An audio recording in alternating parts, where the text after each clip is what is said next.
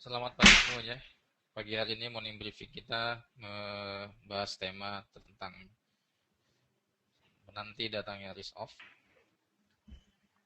Sebelumnya saya akan bahas dulu data ekonomi kalender kemarin dirilis.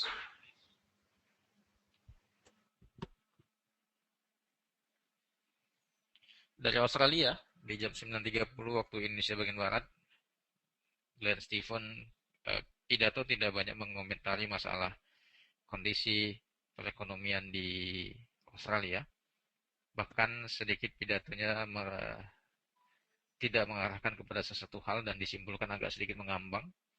Kemudian dari Uni Eropa, Mario Draghi berpidato juga akan memiliki skenario baru untuk menjalankan target TLTRO. Kemudian ada money supply M3 di situ yang meningkat.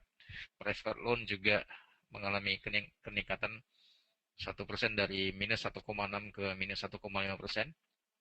Ada kenaikan permintaan uang pinjaman tunai.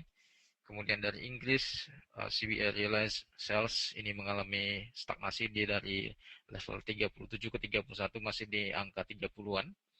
Di Amerika Serikat juga datanya negatif. Bahkan unemployment claim ini angkanya meningkat dari 281.000 ke 293.000. Inggris juga menambahkan dari McCartney berpidato untuk kemungkinan kenaikan suku bunga. Baik, tidak ada yang saya komentari masalah berita ini. Cuman ada beberapa poin yang ingin saya jelaskan. Dari setahun terakhir, isu-isu atau berita ekonomi yang saya simpulkan, pertama sekali adalah poinnya adalah stimulus yang akan berakhir. Sampai hari ini juga masih dibahas. Yang menjadi pembahasan adalah stimulus itu adalah dana talangan yang diinjek ke pasar uang, di pasar modal. Yang menjadi pertanyaan, uang itu apakah uang gratis atau menjadi hutang? Siapa yang memberi dan siapa yang diberi? Uangnya sumbernya dari mana? Dan kewajiban terhadap uang tersebut dikembalikannya kapan? Nah, kalau uang gratis tidak mungkin ya. Jadi stimulus itu pada hakikatnya juga adalah sebuah hutang yang harus dibayar di kemudian hari. Kemudian hutang itu atau debt ini nantinya dibayar dengan apa? Oleh siapa? Kemudian penanggung jawabnya siapa? Dibayar kepada siapa? Pembayarnya siapa? Nah, masalah debt atau hutang ini juga bisa disimpulkan dari pemberian stimulus yang dilakukan oleh pemerintah kepada sektor yang distimulasi, maka yang berhutang adalah yang distimulasi. Kalau yang distimulasi tidak memiliki kemampuan untuk membayar, maka dengan gampang tinggal disita atau dilikuidasi. Ini sama halnya kasus di tahun 2008 di saat perbankan tidak bisa mengembalikan hutangnya kepada pemerintah dari dana yang dikucurkan dan dibantukan oleh pemerintah kepada perbankan, maka banyak bank yang kolaps sehingga dinilai bank-bank yang tidak memiliki risk aversion yang tinggi akan dilikuidasi dan dimerger dengan bank-bank yang kuat. Nah, ini menjadi kompetisi perbankan pada saat di Amerika 2008 itu mengalami catatan sejarah yang besar di mana Lehman Brothers, Freddie Mac dan Fannie Mac ini mengalami kejatuhan sehingga tidak ada kewajiban mereka untuk membayar hutang, hanya disita saja aset-aset busuk ataupun aset-aset yang tidak memiliki nilai. Simpel sekali, saya kira ini adalah satu hal yang harus menjadi catatan sejarah bagi kita. Kemudian, kalau misalkan hutang itu oleh pemerintah, maka pemerintah wajib mengembalikannya kepada siapa? Apakah kepada rakyat untuk pembangunan infrastruktur dan lain sebagainya? Nah, ini kajiannya nanti kita jelaskan lebih lanjut. Yang poin ketiga adalah indikasi ataupun hot topic yang menjadi konsumsi publik melalui media cetak, media elektronik, dan media internet mengenai bunga bank yang akan naik, kemudian ada isu-isu, kemudian nanti ada lagi masalah inflasi, kemudian adanya masalah tingkat risiko yang semakin tinggi. Nah, isu-isu berita politik ini saya rangkum ada 3 poin yang paling penting. Kesimpulannya adalah eh, hal yang paling mendekati dengan logika berpikir di mana Amerika Serikat pada saat pemerintah Obama menaikkan program jaminan sosial 1,8 triliun US dollar ini menjadikan hutang pemerintah semakin tinggi dan pemerintah wajib menaikkan debt ceiling yang harus naikkan plafon hutangnya. Nah, jika plafon hutangnya itu harus dinaikkan, maka harus ada dana yang dianggarkan. Kemudian ada benefit yang harus didapatkan. Oleh karena itu, eh, hutang sudah disetujui, obligasi sudah diterbitkan, penjualan treasury yield sudah dilakukan, kemudian selanjutnya harus ada benefit yang harus diambil. Oleh karena itu saya tidak heran kalau misalkan konstelasi politik dan memanasnya situasi politik di Timur Tengah, terjadinya perang di Suriah, kemudian ada lagi hot topic masalah ISIS. Saya kira ini adalah sebuah reasonable alasan bagaimana pemerintah Amerika untuk menutupi anggaran dan hutangnya untuk mengambil benefit dari sektor komoditas di Timur Tengah. Baik, saya akan jelaskan masalah risk off dan risk on dengan analogi mata uang komoditas Australian US dollar, di mana pada saat posisi risk off mata uang Aussie ini mengalami penurunan, ya, mengalami penurunan, dan biasanya pada saat kondisi risk off ini mata uang Australia yang dikorelasikan dengan mata uang komoditas ini menjadi sebuah tidak hal yang menjadi menarik, ya. Kemudian sebenarnya ini terbalik, ya. Harusnya risk off itu mata uang Aussinya yang menaik, risk on mata uang Aussinya yang turun. Mohon maaf, nanti saya koreksi, ya. Ini risk on harusnya mata uang Aussie mengalami penurunan, ya. Indeks saham mengalami penguatan. Sedangkan kalau risk off, ini mata uang Aussie mengalami penguatan dan indeks saham mengalami pelemahan. Saya akan jelaskan logikanya seperti ini. Dalam hukum dunia keuangan, di satu sisi ada orang yang memiliki kelebihan uang, atau ada sisi lain ada orang yang memiliki surplus dari sisi ekonomi, ya. Orang yang memiliki modal berlebihan, orang yang memiliki uang banyak, kemudian selalu memiliki pola dan berpikir bagaimana dia mencari surplus dari modal yang dia miliki untuk kelanjutan pendapatan di kemudian hari. Nah, posisi pihak yang memiliki surplus kapital ini kecenderungannya adalah savers, ya, menabung investasi, kemudian bisnis dan lain sebagainya. Di sisi lain, ada pihak yang kekurangan uang atau kekurangan likuiditas, ini biasanya selalu melakukan pinjaman. Ya, pinjaman ini membutuhkan modal, apakah alasannya untuk dipakai, dihabiskan, atau dikonsumsi, atau untuk reinvestasi, atau apa saja alasannya, tapi pada hakikatnya dia adalah orang yang membutuhkan kapital, maka dia melakukan pinjaman. Nah, orang yang meminjam atau pihak yang meminjam ini bisa saja dari dunia bisnis, ya. Ingat, ini adalah the role of financial market. Ini adalah pemerintah bisa, kemudian perusahaan juga bisa. Perusahaan-perusahaan atau pemerintah yang membutuhkan modal ini di dalam sebuah regional wilayah, atau dalam regional wilayah dalam suatu negara, melalui konteks ekonomi, melalui konteks pembangunan dan sebagainya, membutuhkan modal, dan orang yang memiliki modal ini melakukan proses pinjam menabung, ya. Jadi orang yang kelebihan dana ini menempatkan posisi uangnya di bank, disebut dengan deposit, dan bank melakukan funding, bank melakukan penawaran-penawaran menarik agar orang semuanya melakukan simpanan. Ya, sedangkan perusahaan yang membutuhkan modal ini membuat sebuah kesepakatan pinjaman ataupun overdraft di situ. Dari proses perbankan itu sistemnya demikian. Nah, kalau dari financial market, ya, biasanya penabung atau orang yang memiliki duit ini melakukan pembelian saham. Kemudian saham itu adalah dasarnya diterbitkan dari sebuah perusahaan yang membutuhkan modal. Ya, perusahaan yang membutuhkan modal, apakah dia alasannya ekspansi, apakah alasannya rekapitalisasi, ataukah alasannya dia revitalisasi, melakukan penerbitan saham atau issue shares melalui prosesi mekanisme pasar modal atau pasar saham, market saham, ya, pasar saham.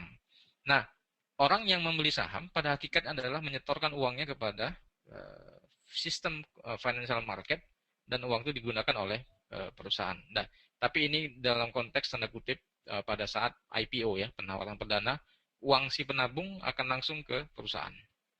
Kalau secondary market lain lagi. Nah, sama halnya juga kalau misalkan perusahaan membutuhkan modal tidak melalui jalur pasar modal, bisa melalui pasar obligasi ya. Nah, ini biasanya reksadana, fixed income, pendapatan fixed income, dia menerbitkan obligasi atau pasar pasar bond ya. Nah, si penabung, orang yang punya kelebihan dana tadi akan mengalokasikan uangnya untuk membeli bond ya, membeli obligasi dengan harapan return di kemudian hari. Ya, semuanya dijamin oleh selembar kertas, semuanya dijamin oleh selembar kertas saham, semuanya dijamin oleh satu lembar obligasi. Uang tadi berpindah tangan dari savers ke companies atau ke perusahaan. Pemerintah juga akan melakukan hal yang sama. Kalau misalkan anggaran belanja negara kurang, akan melakukan prosesi issues bond ya, melakukan penerbitan saham, apakah obligasi, suku, lain sebagainya. Ini melalui pasar modal, pasar sistem keuangan melalui obligasi. Nah, savers atau penabung, apakah datangnya dari domestik, dalam negeri, atau foreigner dalam luar negeri, ini yang menjadi permasalahan. Sistem dan skema ini dipelajari sampai tingkat tahapan master ya, atau tingkat sampai di kelas doktoral. Ini dipelajari sistemnya sedemikian rupa, cuman konsepnya saja yang istilah yang berbeda-beda. Tapi pada prinsip hakikatnya ini yang terjadi di dunia keuangan ya. Sehingga saya ingin menjelaskan bahwasanya pada saat stimulus pemerintah melakukan injek dana. Injek dana tadi adalah uang yang berasal didapatkan dari pasar keuangan dengan menjual obligasi. Kemudian saham yang diterbitkan oleh perusahaan dibeli oleh savers, dibeli oleh investor. Juga satu hari savers atau investor akan mengambil uangnya kembali ya. Oleh karena itu akan ada konsep namanya risk on dan risk off. Kita harus paham bahwasanya pada saat kita membeli saham, pada besok sekian pada masa kemudian hari kita akan menjual saham itu ya. Syukur-syukur kalau nggak ngantri ya. Kalau ngantri menunggu berhari-hari. Oke. Pada sisi kanan, pada saat penerbitan saham dan penerbitan obligasi disebut adalah capital market atau pasar modal. Pada sisi penabung atau di sisi saver investor disebut money market atau hot money istilahnya, orang istilah kalau kita baca di media. Nah, kalau misalkan risk off, apa yang saya perkirakan nanti di setahun 6 bulan dan beberapa bulan waktu yang lalu saya sampaikan indeks saham dan saham yang sudah terlalu tinggi menurut saya, dikaitkan dengan skenario pemerintah yang melakukan penarikan stimulus, tapering, kemudian ada lagi informasi naik suku bunga. Saya yakin dan percaya risk off ini akan segera hadir. Sudah apakah kelihatan tanda-tandanya? Apakah sudah nampak indikasinya? Terlihat dari emas di time frame 4 jam juga saya ada konfirmasi pola double bottom ya. Ini menguatkan dan meyakinkan bagi saya bahwasanya tren dan untuk emas jangka pendek sebagai trigger pertama adalah rebound ya. Oleh karena itu ada level rebound yang saya ukur di 1238 target 1, 1258 target 2, dan 1288 target 3. Technical ini saya ukur dan menggunakan Fibonacci retracement, saya balik. Konfirmasi divergensi dari MACD juga sudah confirm. Dari sini sudah confirm. Double bottomnya sudah terlihat. Ranging area yang saya ukur menggunakan previous support yang menjadi resisten di 1225, di mana hari ini sudah dia lewati. Kemudian saya ukur bottom to low-nya di 1206.50. Fibonacci retracementnya saya balik, tariknya dari atas ke bawah. Maka level target pertama di 1238, target kedua 1258, dan target ketiga adalah 1288. Ini adalah fase stage pertama tanda konfirmasi risk off akan datang. Oleh karena itu teman-teman, Informasikan ini kepada sahabat, rekan, dan investor Anda untuk memberikan penawaran dan kesempatan terbaik untuk di emas dengan mengukur resiko di angka 1206 dengan resiko kurang lebih sekitar 2000 US dollar untuk satu lot. Demikian morning briefing pagi hari ini, semoga bermanfaat. Kalau ada yang mau ditanyakan dari sisi teknikal, saya beri kesempatan. Silakan, Pak.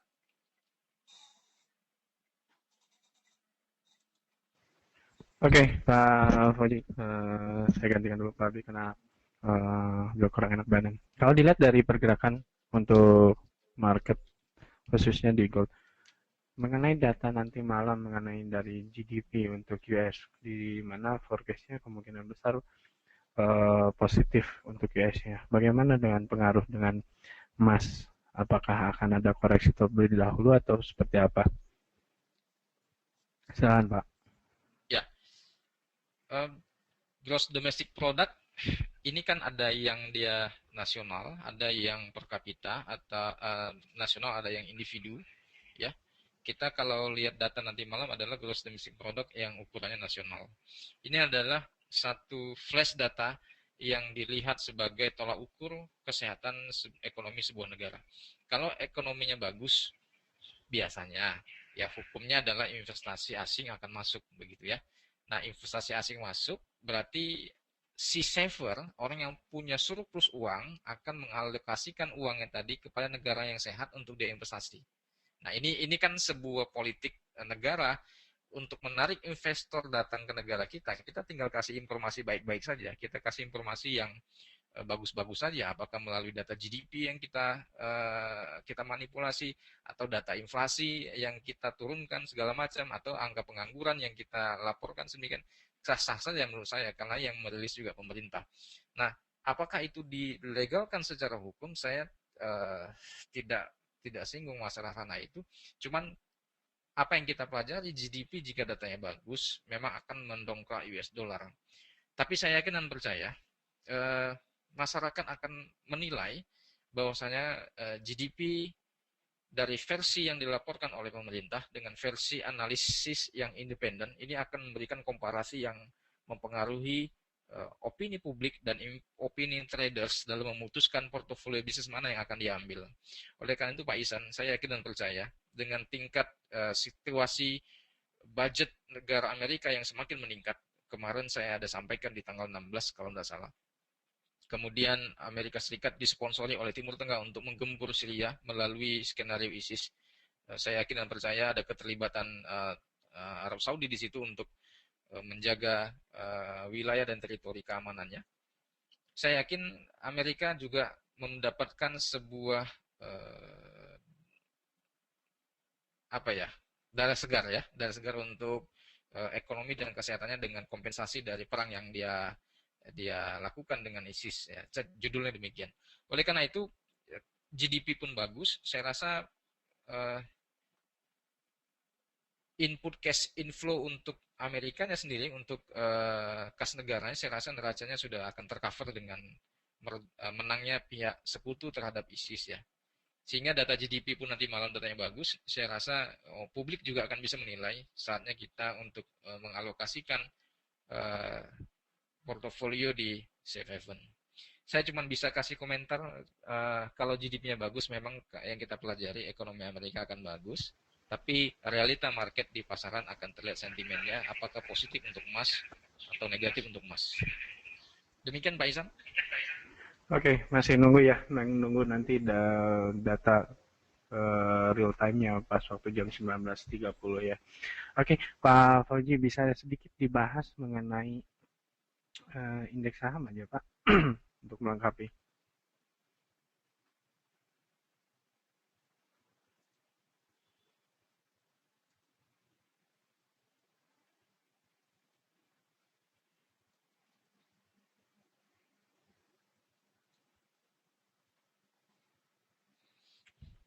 Oke,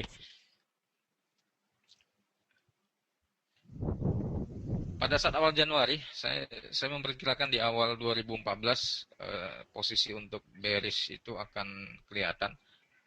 Sempat mengalami penurunan, tapi setelahnya mengalami kenaikan di sini sampai topping mencatat sejarah tertinggi. topping sejarah lagi, harga semakin di atas, koreksi lagi dan naik lagi. Dan sekarang indeks saham Dow Jones ini mengalami bearish engulfing ya. Saya kira ini adalah sudah ada sentimen yang kembali sepertinya negatif. Kita tinggal melihat continuousnya apakah ini berlanjut. Tentu tahanan support yang terdekat itu di zona wilayah 16.300-an ya. Pak ya, 16.300-an ini zona support yang harus menjadi tolak ukur bearish continuous. Nah, dari Amerika Serikat, Nasdaq juga kita lihat sudah ada bearish engulfing di sini. Posisi konfirmasi candlenya juga hampir sama dengan Dow Jones. Dan S&P juga sama, sudah bearish engulfing di sini. Ada zona wilayah time yang sama di Agustus 2014, wilayah support strong di situ. Kita lihat Inggris ya, Eropa, ini bahkan sudah mau mendekati support. Ini candlenya sudah confirm, alligatornya juga sudah bearish continuous di sini. Indikatornya juga sudah negatif semua, strong bearish untuk di indeks saham FTSE Inggris. Rekomendasi ini sudah bisa penempatan sell limit untuk di wilayah teritori 66 6.700 boleh, 6.688 di sini boleh sebagai sell limit, atau sell limit kembali di crossing ke dead crossing di sini di 6770-an ya. Ini untuk wilayah skenario-nya. Kemudian kalau kita lihat di Jerman, DAX ya.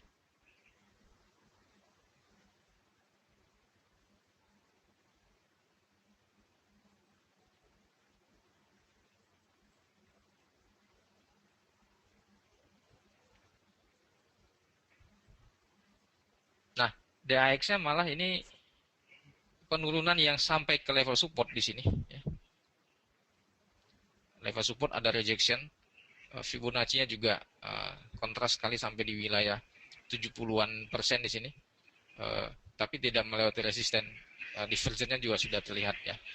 Saya yakin dan percaya untuk indeks saham DAX Jerman ini juga akan masih negatif terkait dengan ECB yang terombang-ambing dengan keputusan Mario Draghi, masih disidang oleh Kongres di Uni Eropa.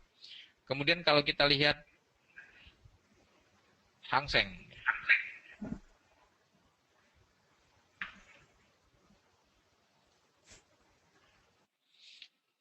Nah, Hang Seng ini candlenya juga bearish engulfing di sini.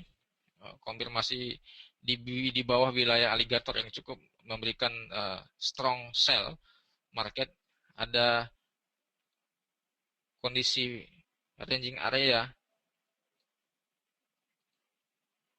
di akhir 2013 di wilayah ini.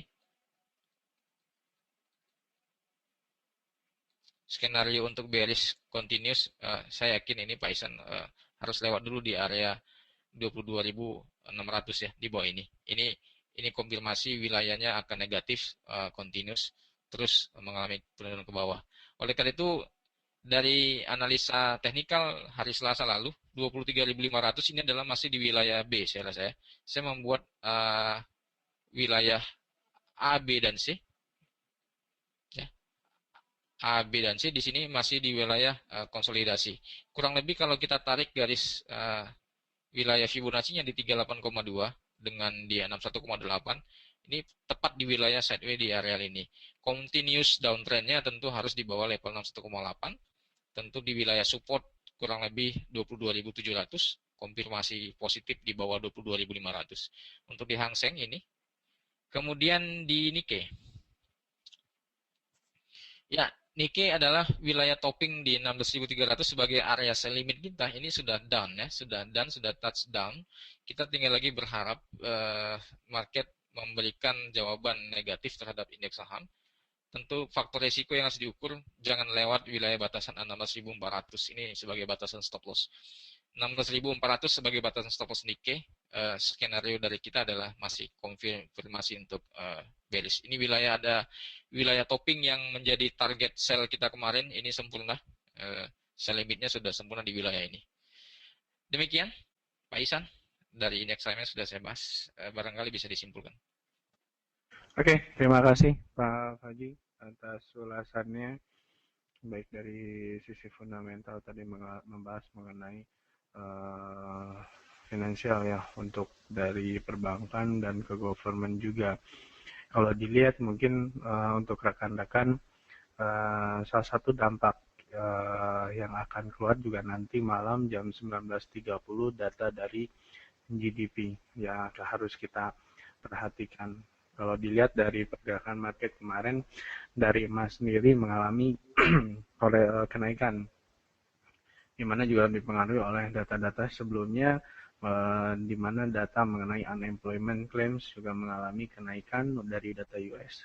Itu dan kurang bagus. Terus kemudian data dari durable goods order juga kurang bagus untuk US, di mana data tadi yang sempat dibahas oleh Pak Fauji untuk emas sendiri itu area resisten berada di 1238 untuk target di level 161,8%. Kemudian untuk ya berikut tampilan untuk ulasan mengenai double bottom untuk gold. Kemudian untuk data dari indeks saham, beberapa indeks, hampir keseluruhan indeks saham dari baik dari Amerika, indeks saham Eropa, bahkan Asia terkecuali Nikkei itu maaf, semuanya, hampir semuanya itu mengalami penurunan, walaupun Nikkei masih berada di area level atas ya.